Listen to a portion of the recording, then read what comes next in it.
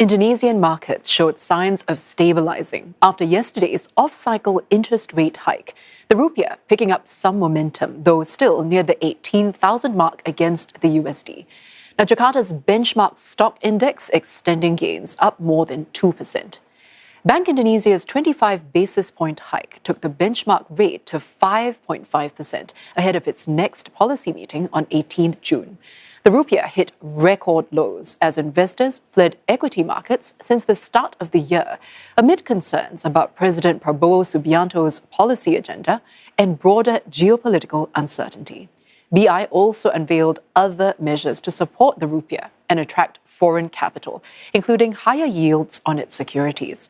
Bank officials have briefed overseas investors to explain the surprise rate hike and reassure markets. Now, Bank Indonesia's unexpected rate hike is aimed at supporting the rupiah, yet a prolonged currency depreciation can ripple through financial markets, disrupt businesses, and drive up costs for consumers. CNA's Olivia Marzuki explains. How low can it go? The rupiah recently hit a string of record lows against the US dollar, and some analysts warn the currency could weaken further if confidence continues to erode. Bank Indonesia has responded with a series of measures to defend the currency, including an emergency interest rate hike. But some analysts say the move highlights a deeper problem. Well, Bank Indonesia's off-cycle rate hike is a reflection of the higher risk premium investors are assigning to Indonesia for attracting their capital back. The deeper confidence concerns of investors have yet to be addressed, namely the government's role in pivoting from a market-driven to a state-driven economy. Second would be, what is the roadmap and timetable for reducing Donatara's dominance over the Indonesian economy that is crowding out financial and intellectual capital needed to grow the economy above 5%. The exchange rate has a far-reaching impact, from big investors to everyday people. Tofu, tempeh, and noodles. What have they got in common? Well, they are staples for millions of Indonesians, and they depend heavily on imported ingredients such as soybeans and wheat, which are priced in US dollars. With a weaker rupiah, the same shipment costs more.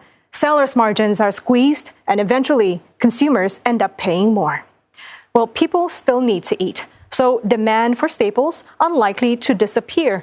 But importers can become more cautious. They may buy less inventory, delay shipments, or negotiate harder on prices. Indonesia buys most of its soybeans from the US. Its wheat comes largely from Australia, Canada, and Argentina. Indonesia is one of the world's largest importers of both commodities. So when Indonesian buyers become more cautious, suppliers pay more attention. And then comes the balance sheet risk. Many companies borrow in US dollars while generating most of their income and revenue in rupiah. So every drop in the currency makes debt servicing more expensive. That can squeeze cash flow, delay investment, and make refinancing more difficult. Well, investors, if they sense rising repayment risk, they demand higher returns. Bond prices fall, yields rise, borrowing money costs more money. Investors are also asking harder questions about policy direction, the role of the state, and whether private capital has enough room to finance growth in the long run.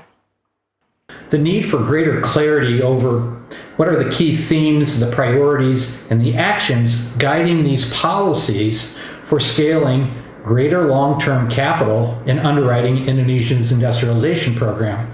The market views the current policy sequencing, messaging, and execution somewhat confusing, and this is reflective of Bank Indonesia's recent move to offer investors a higher risk premium to compensate them until the clarity, confidence, and certainty can be restored over the direction of Indonesia's state-driven economic policies. Analysts warn the rupiah remains vulnerable, and the ripple effects could travel far beyond tofu and tempeh. For CNA Explains, I'm Olivia Marzuki.